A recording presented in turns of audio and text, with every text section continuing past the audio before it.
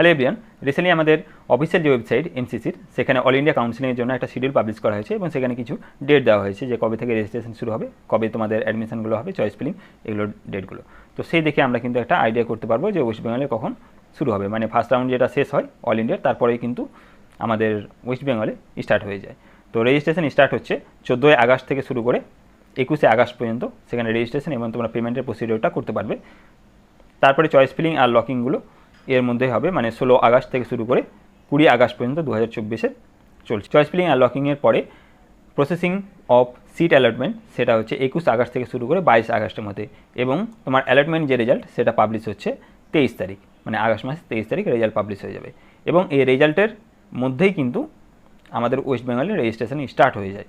মানে ধরো 23 আগস্ট বলেছে, মানে 22 আগস্ট থেকে ধরো আমাদের স্টার্ট হচ্ছে কাউন্সিলিং। সেই 5 দিন মতো 6 দিন মতো টাইম লাগছে। তো 22 আগস্ট থেকে শুরু করতে গেলে তোমার মোটামুটি 27 আগস্ট বা 26 আগস্ট পর্যন্ত কাউন্সিলিং থাকবে। তারপরে এর মধ্যে তোমাদের ভেরিফিকেশানগুলো স্টার্ট হবে, যে আরজিকর, এনআরএস বা নর্থ বেঙ্গলে যাদের থাকবে, তো সেই জায়গাগুলোতে ভেরিফিকেশানগুলো তোমাদের ডকুমেন্টসগুলো ভেরিফাই হবে। তারপরে তোমার হচ্ছে রিপোর্টিং টাইম, যেটা অল ইন্ডিয়ার বলেছে এখানে, যে 24 আগস্ট থেকে শুরু করে 29 আগস্ট, এবং যে শেয়ারগুলো ডাটাগুলো আছে সেগুলো শেয়ার হবে 30 থেকে 31 আগস্ট। তো মোটামুটি তোমাদের 27 আগস্টের মধ্যে রেজিস্ট্রেশনগুলো কমপ্লিট হয়ে যাবে। তারপরে ভেরিফিকেশান করতে আরেকদিন ধরো এক্সট্রা টাইম লাগবে 28 আগস্ট।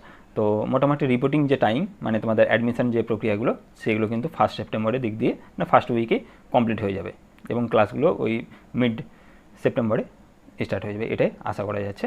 আর রিসেন্টলি আমি তোমাদের একটা ভিডিও দিয়েছিলাম সেটা কাট অফ সম্পর্কে, এবং এসটিএসসির যে কাট অফগুলো সেটা একটু গোলমাল হয়েছে, করে নেবো, পরের ভিডিও আসবে। এবং প্রত্যেকটা কলেজ ওয়াইজ আমি কিন্তু ওয়েস্ট বেঙ্গলের যে র্যাঙ্ক এবং অল ইন্ডিয়ার র্যাঙ্ক মার্কস এগুলো শেয়ার করবো। 2023-এ কেমন ছিল এবং 24-এ কেমন সেই মার্কসগুলো দাঁড়াচ্ছে সেগুলো কম্পেয়ার করতে পারেন। আমি অ্যাকচুয়ালি কী বলতো, এক্সাক্ট কাট অফ হয়তো বলা যায় না যে এক্সাক্ট এতটাই যাবে, এটা কী বলতো অ্যানালাইসিস করা যায়, যে আমি তোমাদের ডাটাগুলো শেয়ার করবো যে হ্যাঁ আগের বছর এই র্যাঙ্ক পর্যন্ত, মানে এই রাউন্ডে শেষ হয়েছে, ওয়েস্ট বেঙ্গলের র্যাঙ্ক এত ছিল, তোমার মার্কস এত ছিল, এগুলো দেখে তোমরা কিন্তু ডিসকাস করতে পারবে, এবং সেটা একটা আইডিয়া করা যায় এক কথায়।